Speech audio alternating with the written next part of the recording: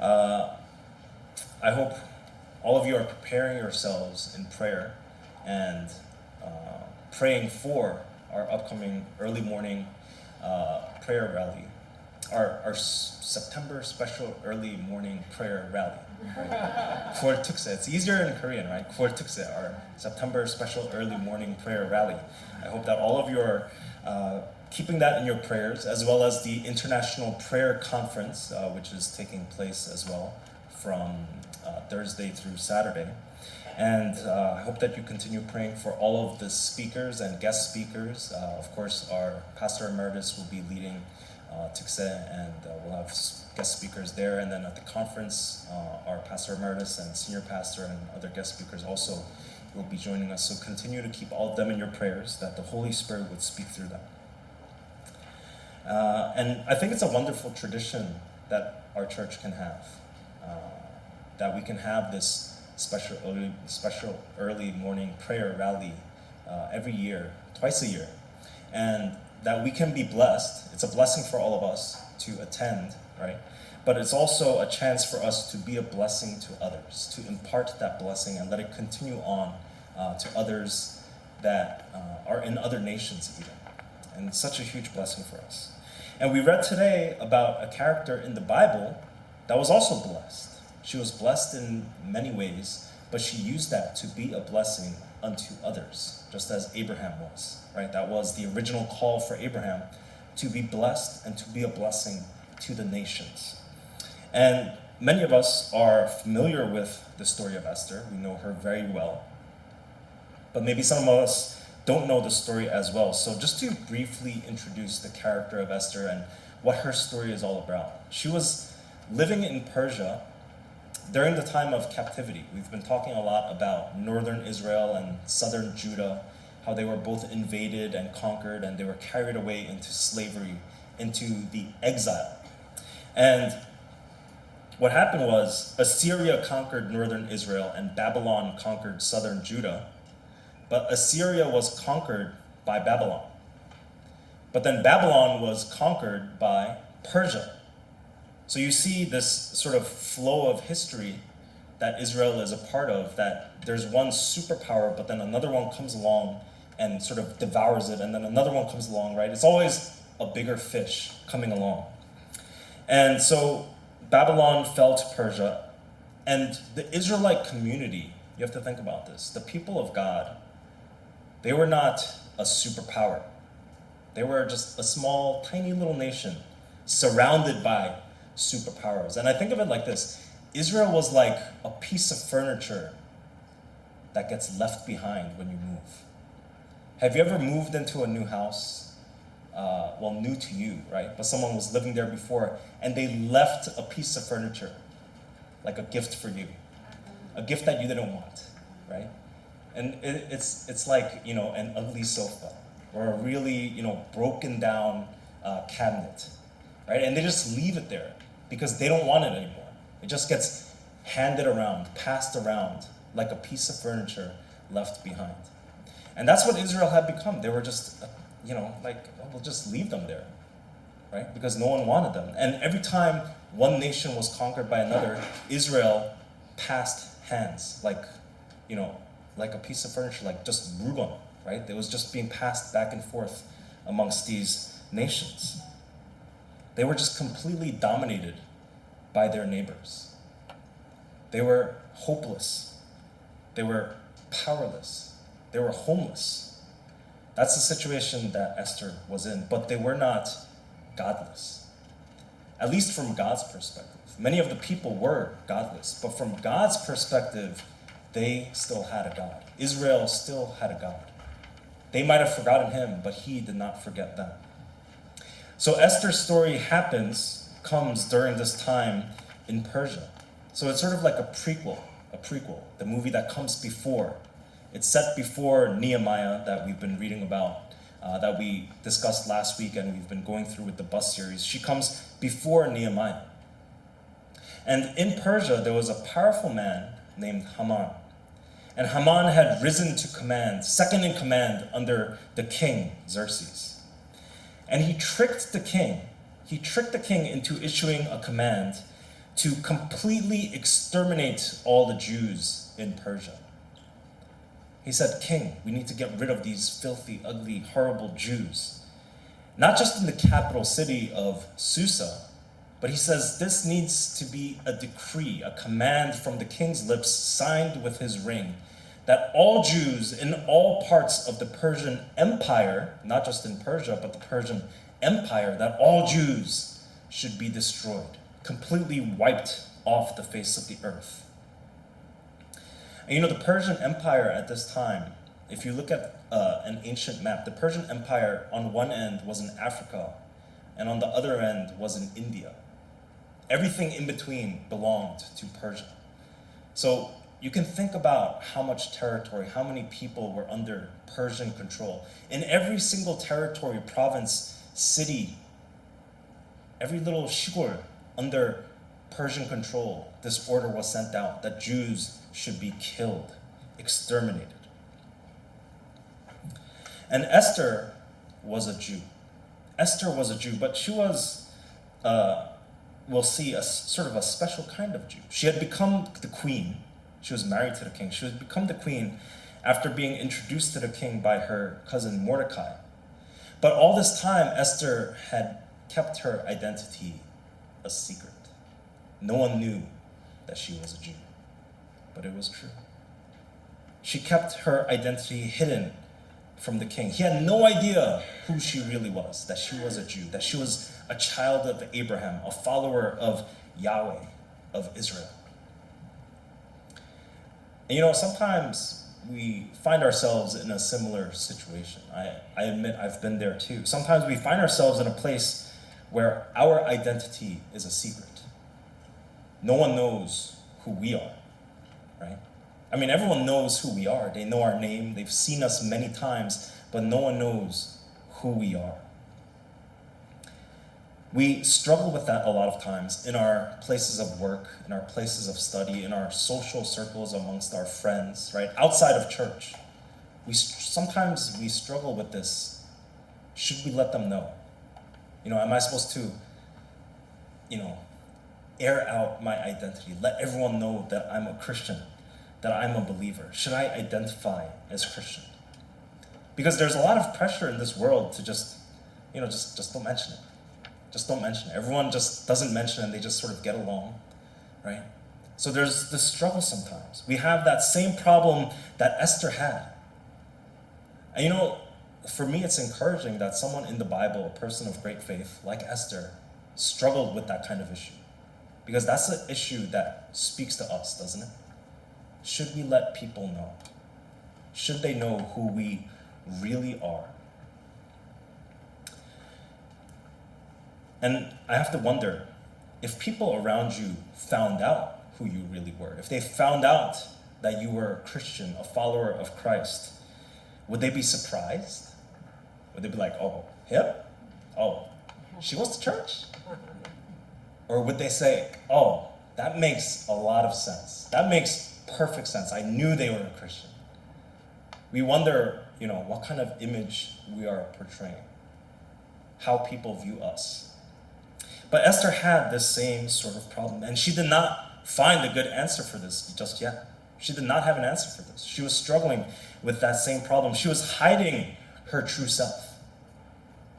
Maybe she was ashamed. She was ashamed of the fact that her people had been conquered and enslaved and carried out of their land. I mean, think about this reality. This wasn't something, that happened hundreds and hundreds of years ago. This was recent history, that her people had been conquered and enslaved and dragged out of Israel to Assyria, to Babylon, and now to Persia. Like I said, passed around like a piece of furniture. Maybe she was afraid that it would be used against her. As a foreign queen, she must have had a lot of enemies already, but if people found out she was a Jew, what would they use that for? They could use that against her. So her identity was hidden from everyone, from the king himself, her own husband. But our true identity can never be hidden. Our true identity can never be hidden, because Jesus himself said in his most important sermon, what did Jesus tell us in Matthew chapter 5? the Sermon on the Mount. He says, "You are the light of the world. A town built on a hill cannot be hidden." A town built on a hill cannot be hidden. For Jesus himself told us that people do not light a lamp and put it under a bowl. People don't light a lamp and then cover it up. No, they put the lamp on its stand. Instead, they put it on its stand and it gives light to everyone in the house. So in the same way, let your light shine before others, that they may see your good deeds and glorify your Father in heaven. Jesus says we cannot hide. Who we truly are must be shown. It must shine out. And the portion that we read today from Esther chapter 4, coming back to Esther's story, we find Mordecai, her cousin, the one who had introduced her to the king, and in some ways you could say had made her queen, right? Because she had followed all of his instructions to become the queen. So her cousin Mordecai comes to him in desperation, pleading. He's desperate. Because the Jews, they were just barely surviving. Think about what it means to be a prisoner, like I said, being passed from Assyria to Babylon to Persia. No one respected them. No one, lifted them up. They were just barely surviving under this rule. But now they were set to be completely exterminated, just wiped away from existence. That's the situation that Mordecai finds himself in. And so he mourns, it says. He tears his robes at the news when he receives it.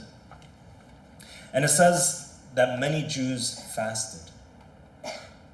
They wept, they wailed, they tore their robes, and they fasted before their God. They lifted up prayers to the God of their fathers, Abraham, Isaac, and Jacob. This shows us that even in the middle of the judgment on the nation of Israel, right, the entire nation of Israel, there was judgment upon them because they had abandoned God. But even in the midst of that, there were individual Israelites that maintained their faith in God. They maintained the discipline of prayer and fasting. So they joined together in their prayers, in fasting, in mourning. But Esther, it seems like maybe she's in her high castle, right? She's in her high tower. She's just completely unaware. She doesn't know what's going on. Because when Esther hears about Mordecai and how he's acting, she seems very confused. And it says that when she heard about Mordecai and saw him the way he was acting, it says that she sent him new clothes and said, "Change into these." I mean, does that seem like the right response to you? If your cousin is mourning and tearing his robes and weeping, and she's like, "No, put these on. Put on these clothes. Stop. Stop it." She tried to make him change his clothes first, to tell him to calm down, 진정해, right? And she only asked him what the problem actually was after he refused. He says, "No, I will not put on these clothes. I will not pretend like everything's okay." And only then does Esther actually ask, "Well, what is it? What's the problem?" And to me, her actions say, like, she was trying to tell Mordecai, stop. You're making me look bad. You're acting like a fool. You're acting crazy. What's wrong? Calm down. But Mordecai sends word back to her. He says, "No, I will not calm down, because this is the situation that we are in. I will not accept these clothes. I will not change into them. I'm not going to pretend like everything's okay. This is the situation that we, your people, me and you, we are in this situation." So he explains the problem that her people faced. And he says, "You alone can save us, Esther. You alone are in a position to be able to help your fellow Jews. Go to the king," he tells her. "Beg for mercy upon us. Beg him. You have a chance." And what is Esther's first response? Her first answer back to Mordecai is an excuse. Think about this. She just gave him an excuse. The entire nation of Israel, the Jews, were about to be wiped away, and Esther gives him an excuse. She says, I can't do that. I don't think I will. And she says to him, she explains, I can't go before the king because anyone who approaches the throne without being summoned can be put to death. Not will be put to death, but can be put to death. There's a possibility that I will die. I cannot risk that, Esther is saying. That's what she's saying. She's saying, I cannot risk death when he did not call me. And I can't go there just to ask him for a small favor, but to ask him to reverse his decision. I can't do that. See, in Persian custom, no decree issued by the king could ever be overturned. There was no cancellation of a decree. Once it went out, it was official forever. Her first thought was to protect herself. And we have to realize how blessed we are that we can approach a throne with confidence and find grace in our time of need. We can find mercy and we can find compassion. We can approach the throne of grace with confidence. That's what the Bible tells us. But for Esther, she approached this throne with great trembling, afraid at what might happen, the consequences that might come to her. She says, I can't do this, Mordecai. But Mordecai's answer back to her is very sharp and to the point. It tells her to wake up to reality. He says, do not think that because you are in the king's house and you alone of all the Jews will escape. For if you remain silent at this time, relief and deliverance for the Jews will arise from another place. God will help us, but he will not use you, if that's how you want it to be. He says, you and your father's family will perish. And who knows? Who knows, Esther? Maybe the reason that you are there, in the place that you are, a Jew, queen over the entire nation, maybe the reason you are there in the first place is for such a time as this. You know, the book is named Esther, but man, Mordecai is so much so. Right? His faith. He says, Esther, you don't need to help us because God will help us. But I want it to be through you. As a cousin that loves you, as a cousin that has been guiding you all this time, this is what God has been preparing you for this time. And Esther's final response, I think, is remarkable because remember, we've been looking at Esther. Esther was not showing very great faith, right? She was not showing any sort of bravery. She was not willing to risk anything. She just wanted to be quiet and hide and just wait for all of this to disappear. But Esther responds back, the same woman who had kept her true identity a secret, who was ashamed and tried to cover up who she really was. And when she heard of her cousin Mordecai's behavior, her initial reaction was to just try to cover it up, make it go away, protect her own image. And when she learned about this great threat that faced her entire nation, all of her people, her family even, when she learned about this, her heart did not move. Her heart did not go out to her fellow people, but she thought first, how can I protect myself? That's who Esther was. That's the kind of person that Esther was. She thought that maybe she could stay safe while all of her fellow Jews were slaughtered like animals. But this same Esther responds finally. She boldly proclaims that I will do what is needed. I will do what is necessary to try to save God's people. That maybe God truly has put me in this position for such a time as this. But first, she says, I will need your prayers. I will need your prayers. I will need the prayers of all the people. Gather together all the Jews who are in Susa, the capital city of Persia, and fast for me. Do not eat or drink for 3 days, night or day. I want all of you to gather together, fast, and pray for me, because I need your prayers. And she wasn't the type of person to just ask others for prayer. Have you ever done that?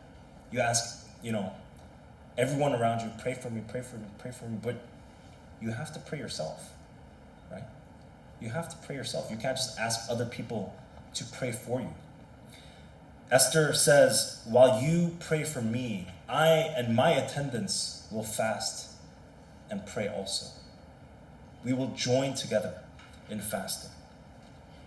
She asked for this prayer, but she also committed to praying herself. She led her personal attendants in prayer. And remember, her identity was a secret. Many of these attendants, they might not have known that she was a Jew until this time. She was making a very bold decision, a very bold step in doing this.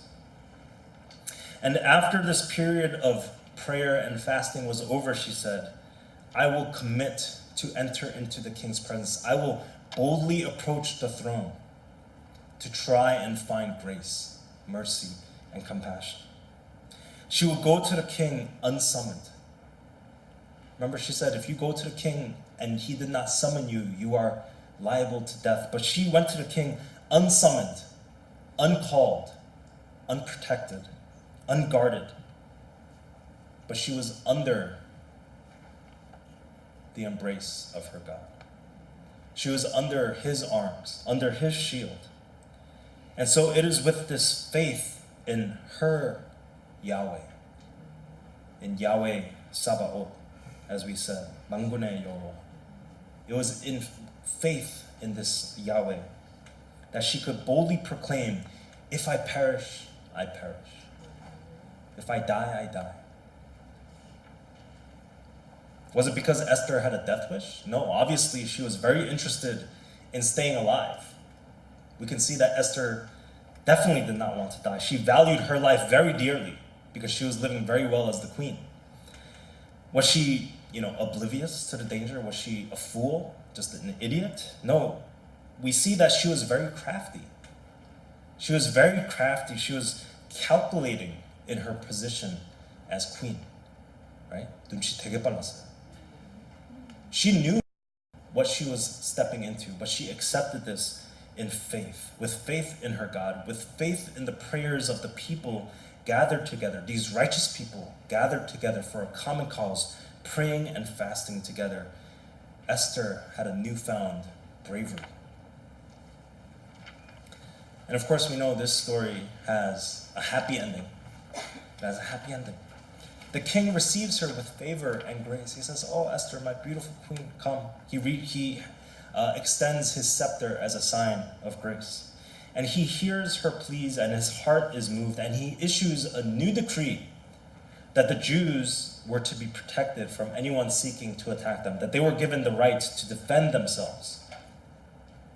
And it's sort of weird to me that this is how strictly the Persians kept their laws, right? As I said, the decree could not be canceled. So he had to issue a new decree, not canceling the old one, but adding on to it, saying that anyone who tries to obey the first decree will be met with the consequences of the second decree, that the Jews were able to gather and arm themselves and seek vengeance on anyone who tried to attack them. The Jews were given carte blanche to just completely destroy anyone that came against them and to take all of their property as well, even though it says that they did not take the property. Even though they had the right to, they did not take the property. And so when this command reached all the different provinces and cities, and as I said, even the Shigor of the Persian Empire, there was much rejoicing and feasting amongst the Jews. It says that people even converted to Judaism as a result of all these events. There was certainly truth in Mordecai's words to Esther, that you have come to your royal position for such a time as this. So that's the story of Esther. That wasn't a very brief introduction, but it was an introduction. But there's a very interesting thing about the book of Esther, and many of you have probably heard it in previous sermons about this book. But God is never mentioned. God is never mentioned throughout the entire book of Esther, not even once.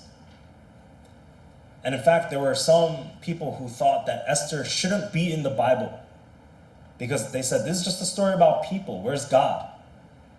Where is God? We need God in this story. God is not mentioned even once. It's the only book of the Bible that does not mention God. The only book of the Bible. And if you read Esther as a non-believer, you could say, hey, this is a story about human bravery, human action, human cleverness, ingenuity. Because Mordecai and Esther, you could argue, are the true heroes of the story. They are the ones who stepped up, who stepped into action while their God was who knows where. Their God was absent. He was not paying attention, but they stepped up. These people stepped up. They saved the Jewish people in the absence of their God. But if we read this story through the eyes of faith, we can see the fingerprints of God. And just like a fingerprint, if I leave one here, it's invisible to the eye. But you can come here and still find that fingerprint later. And it is a mark of my identity that remains here. God's fingerprints were all over this story. You might not have been able to see it. It might have been hidden from view. But his fingerprints were all over this story.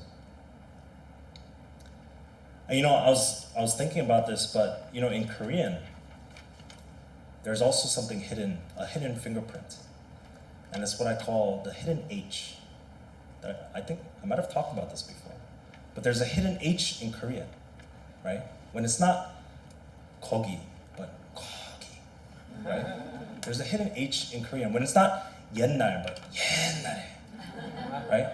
And that hidden H it's like a fingerprint, right? It's hidden, but it's there, and it's very, very distinctly Korean, isn't it? Whether you grew up in Korea or not, when we hear this, we know, this is a part of the Korean language, even though there's no hyun in there, in that word, but it's there nonetheless, and it makes it Korean. And God's fingerprints are in this story, even though you cannot see it, even though God is not mentioned directly in the text, God's fingerprints are still there. And actually, God's name is in the book. God is mentioned in Esther 5 times. 5 times, but it's hidden there. It's hidden because there's 5 places in Esther that you can find an acrostic. And what an acrostic is when the beginning letter of each word or the ending letter of each word in a sequence or one sentence forms a new word. And so you use this to hide, right? To have hidden messages, hidden words inside your text. For example, the author might use the first letter of each sentence to spell out their name. Or the first letter of each paragraph in a poem would spell the name of their lover, right? It was a hidden message to their lover. And this acrostic is used often in poetry especially. And I found an interesting example of one. If you look at the national anthem of the Netherlands, Het Wilhelmus, it's about the father of the Dutch people, William of Nassau. And I found out that the Dutch national anthem is the oldest in the world, and it has 15 paragraphs. 15 paragraphs. But if you take the first letter of each of those 15 paragraphs, it spells out Willem van Nassau, right? So that's just an example of an acrostic. Another famous acrostic that maybe we're more familiar with is ichthys, which is the Greek word for fish. So if you've ever seen the Jesus fish, right? You know what I'm talking about? The Jesus fish, the silver Jesus fish. And it has those strange letters on the inside, right? Those letters are Greek, and they spell ichthys, the Greek word for fish. And this stands for Jesus Christos Theouios Soter, right? Jesus Christ, Son of God, Savior. And not only was this a basic confession of faith for early Christians, similar to the Apostles' Creed, but it was also a secret symbol for Christians during a time when they were prosecuted. The symbol of the fish was a secret symbol. And I heard about one tradition from the early church that if two Christians met each other for the first time, and back then, a lot of them did have to keep their identity a secret because they could be killed, right? And they could be tortured to find other Christians who would also be killed. So they had to be careful about who they told. So if two Christians met for the first time and they weren't sure if they could trust each other, if they weren't sure who each other was, right? It says that one would draw a curved line in the sand, And if the other person drew another curved line to complete the fish, then they knew that they were in good company. They knew that they could trust each other. And so these are some examples of acrostics. And we find acrostics in Esther that, the author might not have included God. He did not include God spelled out as God. Maybe, there are some that believe the author could not refer to God because this was, had to be approved by the Persian authorities. And for the Persian authorities, they wanted their king, right, to be the savior. So some people believe that they could not really include the name of God. But these acrostics were hidden throughout the book of Esther, these secret references to Yahweh. Yahweh. It spells out Yahweh. That declares that Yahweh might not be spelled out so clearly, but he is a character in this book. That Jehovah is truly a character in the book of Esther. There's an old saying that goes, the devil is in the details. The devil is in the details. But I want to say that God is in the details. God is the one in the details. God is the one in the background. Many times he is unseen and unheard, unperceived, but he is there nonetheless. He has not forgotten us. He has not abandoned us. He has not left us to fend for ourselves in our time of need. When God's people who were living in captivity in Persia, when they humbled themselves, when they fasted and prayed to their God, cried out and asked for help, it says God delivered them in their time of need. Because he was Yahweh to them. He was their Yahweh Sabaoth. And it reminds me of the poem, Footprints in the Sand, or maybe a short story. I would like to read it to you and then conclude today's sermon. And this poem, Footprints in the Sand, it goes like this. One night, I dreamed a dream.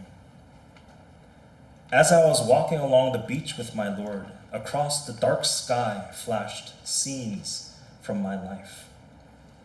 For each scene, I noticed 2 sets of footprints in the sand.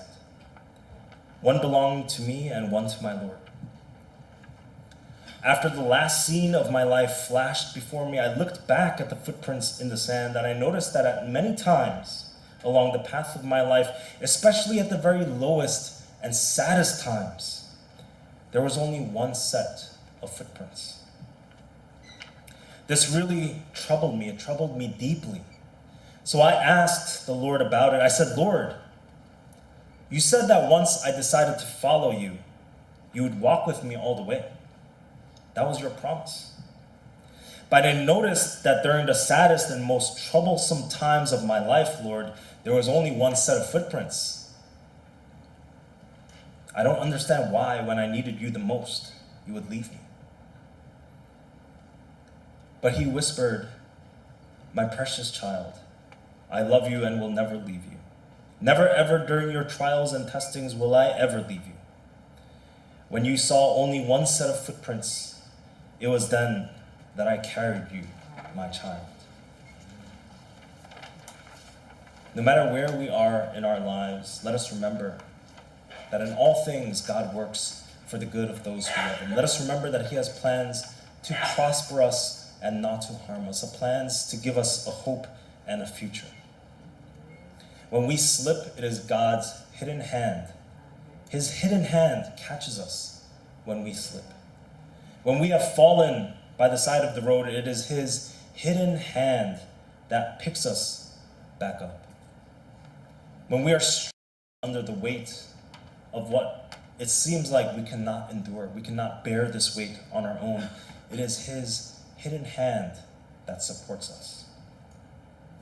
Like Mordecai and like Esther, let us take heart in the hidden hand of our God. Like them, let us join in prayer.